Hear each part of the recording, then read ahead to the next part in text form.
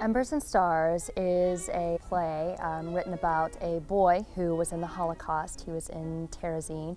Petr Ginz is a very creative boy, loved art and drawing. He got taken from his home and basically led the charge in creating this magazine called Dept. The best way for them to resist the Nazis' influence was to give themselves the voice that had been taken away from them.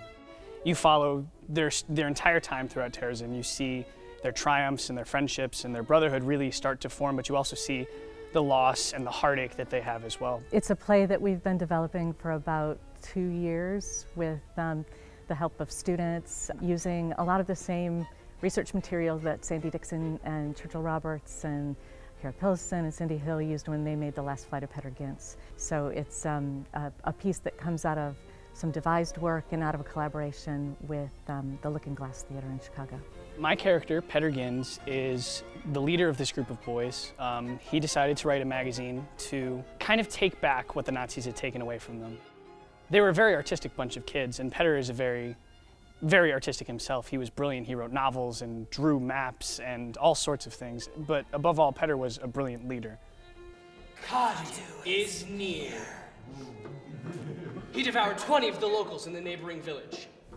I play Miss Lasharova, who is the children's teacher in Prague. She was kind of the influence for them to take lessons and to kind of take their own charge in Terezín. I play Petr's mother, Marie, and I appear only in flashbacks in Petr's mind from when we were in Prague before the Holocaust. Your stories, your paintings, you see color, you see things I don't even notice, or you create it out of nothing. It makes the world prettier, surprising, beautiful. I think my biggest connection with Petr is that he's an optimist. He really believes things will work out the way that they're supposed to, and I think that's a very admirable quality for both a leader and just a person in general. I find a lot of connection in Marie and just the way that she loves her family and the way that she cares about her kids, and it's such a scary and unknown time. I think Petr's story is really inspirational, and as we've been working through the material, it's like the characters kind of have told us where they want it to go, and most of that inspiration comes from the original source material, his writing, his painting. I think the most powerful thing is the level of risk that these boys knew that they were undertaking. They knew that if the Nazis caught them, they would be severely punished, and they decided, no matter the risks, that this was the right thing to do and it needed to be done. Oh, I really like this part. Hidden is the filth that blankets the world, hidden the darkness that blinds us all. Just for a while we breathe again freely, drugged by the glitter, by the world all in white. I love that. Drugged by the glitter, by the world all in white. Isn't that a stunner? Almost every single character in this show was a real live person. They were all real, their real names, their real backstories, they have their real siblings.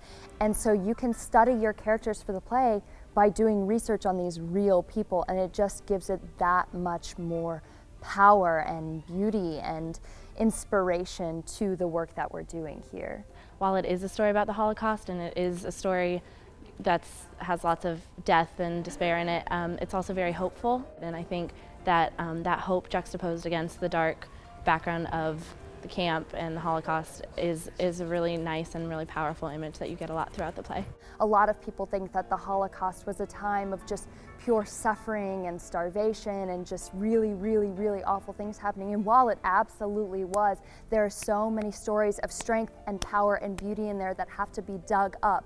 And a lot of the stories that we tell in this play are those stories of healing and strength and creativity that need to be told as well. And that's the story of Petr Ginz.